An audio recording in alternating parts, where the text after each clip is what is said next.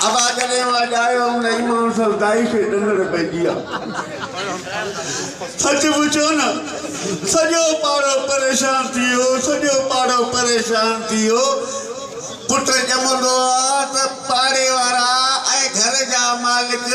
मिठाई ऐं लड्डू विराईंदा आहिनि ऐं जॾहिं मां ॼायमि न रुगो भितर ऐं सिरोटा विरायूं ताड़ी अरे असांजो खाको आहे हे खाको बहितरीन खाको आहे उते सेटिंग हूंदी आहे हिकु अॻे ई परेशान हूंदा पंहिंजे भाउ खे ॻोल्हे थो त हेॾो वरी हीअं अचे थो पुछण वारो अलाए छा मूंसां हले सघंदो सीनियर आर्टिस्ट सावरी पर भलीकार महिरबानी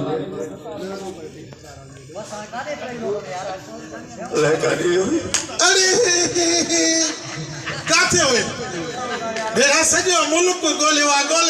सजो लड़काड़ो घिटियो वो बाटरा थी वाको इते बिठो अरे तू आहे केर और मां तो के सुनने नहीं तो फेरा करे टफ करे माके टमाटर ईंदे तू आहे केर मुझे तू वाको बाजा हाणे वरी नथो सुञाणी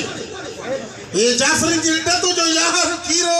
कराची में कदो याद एकड़े क्वार्टर में एकड़ो ही साबुण इस्तेमाल करता है एकड़े कंपल में चलता है याद नथी भाई बहाना अरे बिड़े जो तो मां तो बड़ा बिड़े जो तो अरे मां कने कराची मयो ही ना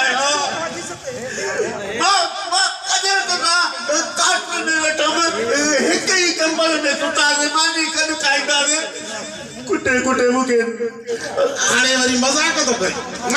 अरे दाद मां वो नया आए तो वही सफा वही लगो पिवा भला उले नालो बुधा गामू अरे वो नया मां पाजे भा गामू के तो बोले वो मुझे भावा तुझो बाबू जे मार रहा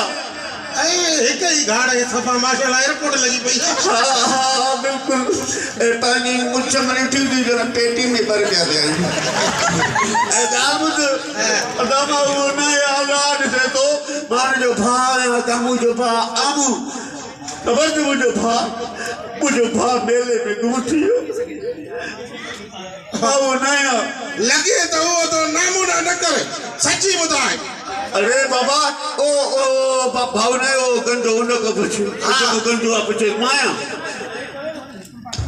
न ओड़ी नथी घर के वाकई तू नाए अरे बाबू काबू ना छो मुझे टेंगला छो मुझे कड पियो हां एड़ी गाल नाए वो अरे यार पो ठीक है मुझे माफ कर जा गलती थी हुई लूसी न पानी की दिल में नया कदो मन्या तो अरे तो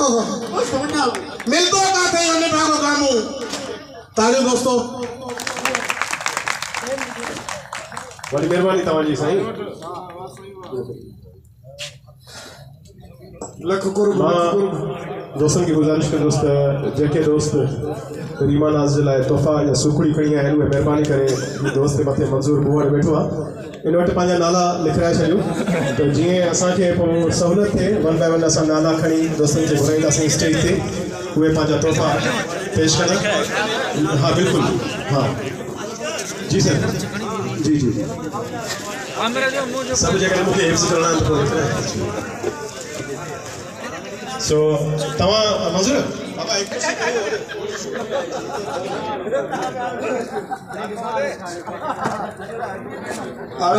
दोस्तों आराम सां सब जे नाला लिखंदा केर बि न रहंदो एतिरी भीड़ में कयो तो लिखण वारो परेशान थी वञे वन बाय वन असां दोस्तनि खे मथे कॉल करे घुराईंदासीं उहो इन करे त अहिड़ा प्रोग्राम रोज़ न आहिनि थींदा जॾहिं फोटोग्राफी थिए त घटि में घटि में इहो हुजे त उहो यादगार तौरु माण्हू सोशल मीडिया ते फोटो रखे त असांखे रिहाण में शामिलु थियासीं तोहफ़ो पेश कयोसीं तंहिंजे करे असां नाला लिखंदा आहियूं त जे वन बाय वन दोस्तनि खे असां मथे घुरायूं ऐं मां भलीकार थो कयां दिलि जी गहराइनि सां असांजे सिंध जो नाले वारो वर्सटाइल एक्टर तमामु बहितरीनु सीनियर डायरेक्टर बदर ख़ान जेको कंहिं बि तारुफ़ जो मोहताज न आहे असां सां मौजूदु आहे सईद तुंहिंजो असांजे सिंध जो नाले वारो रागी सईद तुंहिंजो बि असांजे अॼु दरम्यान मौजूदु आहे उनखे बि दिलि जी गहराइनि सां भलीकार थो चवां ऐं अली रोशन शेख साहब जेको असांजे सिंध जो नाले वारो कहाणीकार डायरेक्टर एक्टर ऐं बहितरीनु शाइर अली रोशन शेख भी अॼु असां वटि मौजूदु आहे, उनखे बि दिलि जी गहराइनि सां भलेकार। लाला मोहम्मद अली थईम